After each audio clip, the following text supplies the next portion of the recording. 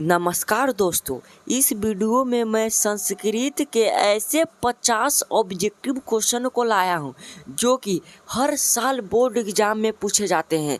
यह प्रश्न इतना इम्पोर्टेंट है कि आपके फाइनल बोर्ड एग्जाम 2025 में पक्का यहाँ से बहुत सारे प्रश्न डायरेक्टली पूछे जाएंगे। मैं फेंक नहीं रहा हूँ, आपको खुद यह एहसास हो जाएगा कि नहीं, यह प्रश्न रियलिटी में बहुत ही ज़्यादा इम्पोर्टेंट है। तो चलिए वीडियो की शुरुआत करते हैं। सभी बच्चों को संस्कृत बहुत भारी लगता है, लेकिन मैं इस वीडियो में हल्का बना दूँ तो मैं लगने लगा कि नहीं, संस्कृत इतना हल्का टॉपिक है कि साइंस से भी बहुत हल्का टॉपिक संस्कृत है, ठीक ना। और पहले क्वेश्चन को पढ़ते हैं। ज़्यादा मैं समय आपसे नहीं मांगूंगा, मात्र 10 मिनट में मैं 50 ऑब्जेक्टिव क्वेश्चन को क्लियर कर दूंगा, ठीक ना। चलिए वीडियो की शुरुआत करते हैं। उससे पहले अगर आप चैनल पर नए हो तो प्लीज़ भाई चैनल को सब्सक्राइब कर लेना, वीडियो को 1 लाइक जरूर करना, ठीक है ना। और पहले प्रश्न को हम पढ़ते हैं। आपके सामने यहाँ लौक रहा होगा।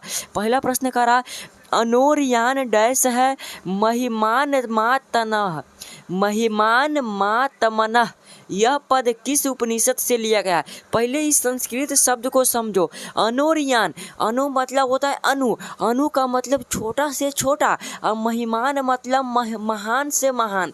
तो कौन है, वह आत्मा है। मतलब आत्मा जो है अनु से भी अनु है और महान से महान है। याद रखना, यह पद है जो किस उपनिषद से लिया गया है, तो कठोपनिषद से यह पद लिया गया है। तो पहला का राइट आंसर ये हो जाएगा। यह भी पूछता है कि महान से महान कौन है, तो आत्मा। किस पद से लिया गया था, कठोपनिषद पद में यह कहा गया है। मंगलम पाठ में 5 गो पद हैं, ठीक ना, मंगलम पाठ में। आओ अब दूसरे प्रश्न को हम पढ़ते हैं मेरे भाई, मैं आपका समय जया नहीं करना चाहूँगा। और दूसरा प्रश्न आपके सामने लौक रहा है कि सत्य के मुंह पर से पर्दा हटाने की याचना किससे की गई।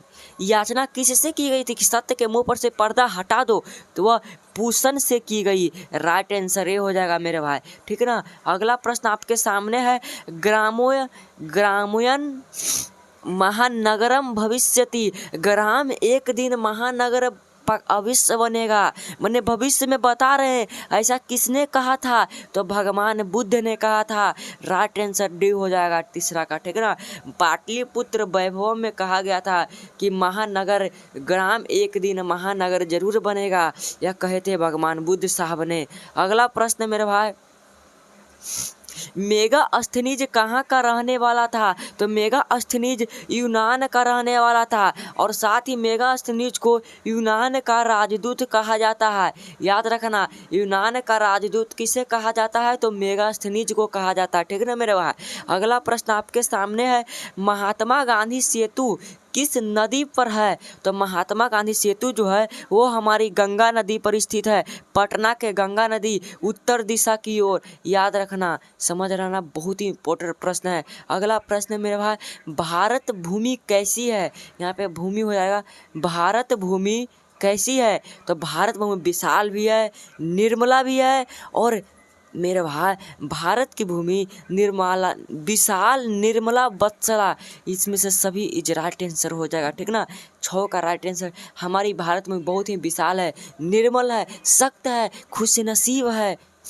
अगला प्रश्न है, अलस कथा पाठ किस ग्रंथ से उद्धत है, तो अलस कथा पाठ जो है हमारे पुरुष परीक्षा ग्रंथ से उद्धत लिया गया है, ठीक है ना। राइट आंसर डी हो जाएगा। ये सब बहुत ज़्यादा इंपॉर्टेंट प्रश्न, इसे रट लेना। तुमको प्रश्न जो नहीं आएगा ना उसको याद कर लेना, याद करने में ज़्यादा समय भी नहीं लगेगा। अलसला में आग क्यों लगाई गई, तो आलसियों को भगाने के लिए अलसला में आग, भगाने के लिए, जाँच के लिए, आलसियों की जाँच करने के लिए अलसला में आग लगाई गई थी। आलसी कितने थे, तो 4 व्यक्ति आलसी थे। सुलभा किस वर्णन कर रहा है, सुलभा का वर्णन किस ग्रंथ में है, तो सुलभा जो है उनका वर्णन महाभारत ग्रंथ में किया गया है। अगला प्रश्न है, याज्ञवल्क्य ऋषि ने आत्म तत्व की शिक्षा किसको दी थी, तो 10 का राइट आंसर हो जाएगा, मैत्रेयी को आत्म तत्व की शिक्षा दी गई थी। अगला प्रश्न मेरे भाई, लौकिक संस्कृत साहित्य की कवित्रियों में कौन प्रमुख है, तो पंडिता क्षमाराव प्रमुख है। बरदाम्बी, बरदाम्बिका परिणय कौन काव्य है? तो कैसा गद्य काव्य है, पद काव्य है, चंपू काव्य है, गीति काव्य है? तो 12 का राइट आंसर हो जाएगा चंपू काव्य है, ठीक है ना।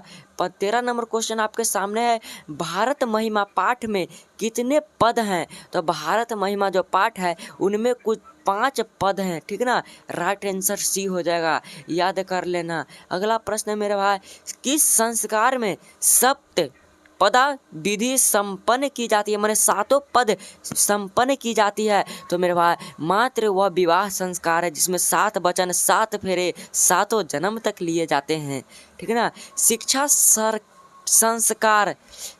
संस्कार का प्रथम संस्कार कौन है? तो शिक्षा संस्कार में सबसे 5 संस्कार होते हैं, जिनमें से सबसे पहला होता है अक्षरारंभ, याद रख लेना। अक्षर से बच्चों को आरंभ किया जाता है शिक्षा। मरणोपरांत कौन संस्कार संपन्न किया जाता है? मरने के बाद कौन सा संस्कार होता है? तो वह संस्कार का नाम है मेरे भाई अंत्येष्टि। 16 का राइट आंसर हो जाएगा डी, ठीक है ना। विद्या की रक्षा किससे होती है? तो विद्या की रक्षा योग्य से होती है, राइट आंसर बी हो जाएगा। अगला प्रश्न 18 नंबर क्वेश्चन है, नरक के कितने द्वार हैं?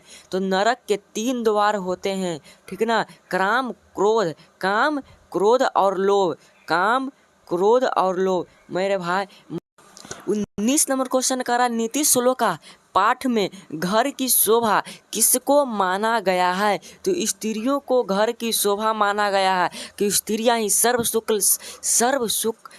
कुछ संपन्न घर की लक्ष्मी, महालक्ष्मी होती है स्त्रियां, ऐसा कहा गया है, नीति श्लोक का पाठ में कहा गया है। देखो भाई यह वीडियो थोड़ा लंबा होने वाला है, क्योंकि इस संस्कृत के एक एक शब्द को तोड़ कर बताना पड़ता है।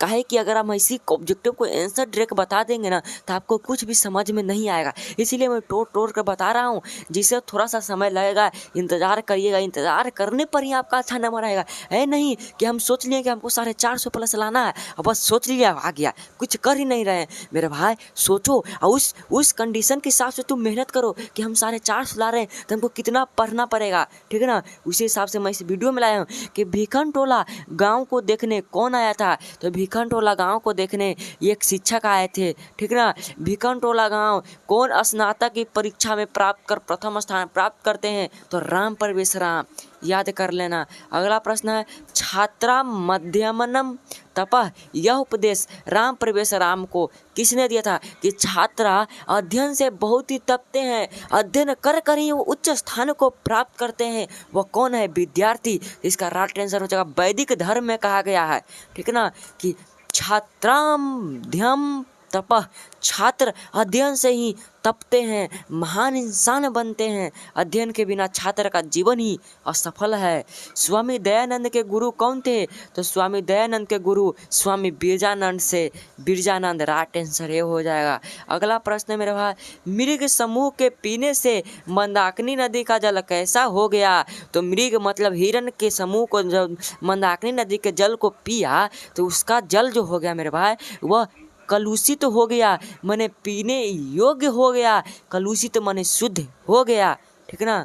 25 नंबर प्रश्न है, मंदाकिनी वर्णम पाठ में किसको संबोधित कर रहे हैं? तो राम जो हैं सीता को संबोधित कर रहे हैं कि हे सीते, हे विशालाक्षी, ये सब कहकर राम सीता को संबोधित कर रहे हैं। कुत्र तब कंगनम, किसने कहा कहाँ है कंगन, लाओ मुझे दो, ऐसा कहा था पथिक ने। रास्ते जो वृद्ध व्याघ्र था वह कहा कि हमारे पास सोने का कंगन है जो मैं दान तुम्हें करना चाहता हूँ। जैसे ही सुना और पथिक यानी कि रास्ता जाने वाला कहा कुत्र तब कंगनम, कहाँ है कंगन, मुझे दो, कहाँ है? पथिक ने कहा था और वही लालच में आकर वृद्ध बाघ ने उसे मार कर खा गया था। बाघ कहाँ खड़ा था? तो नदी के किनारे खड़ा था कि तालाब के किनारे? तो नदी के किनारे खड़ा था, ठीक है। अगला प्रश्न है, कर्ण के जन्म से ही सदा साथ रहने वाले रक्षक कौन थे? तो कवच और कुंडल। निरुक्त के रचनाकार कौन है? तो 29 का राइट आंसर हो जाएगा मेरे भाई व्याकरण के रचनाकार कौन है? तो पाणिनि व्याकरण को होते हैं। भारत महिमा पाठ का प्रथम पद किस पुराण से संकलित है? तो प्रथम पद जो है वह हमारे विष्णु पुराण से संकलित है, ठीक ना। 31 नंबर प्रश्न है, भारत महिमा पाठ में किस देश की महिमा का वर्णन किया गया है? तो भारत महिमा में भारत का वर्णन किया गया है कि भारत एक कितना स्वच्छ और महान राज्य, महान देश है, समझ रहा है। शैशवावस्था के संस्कार कितने हैं? मैंने जन्म लेने के बाद 6 संस्कार होते हैं, ठीक ना। राइट आंसर ये हो जाएगा 32 का। अगला प्रश्न है मेरे भाई, पुष्पवनम संस्कार कब होता है? तो पुष्पवनम संस्कार जन्म के पहले होता है, जन्म के पहले 3 संस्कार, ठीक ना। पुष्पवनम सीमांतो नयनम होता है, एक और संस्कार होता है।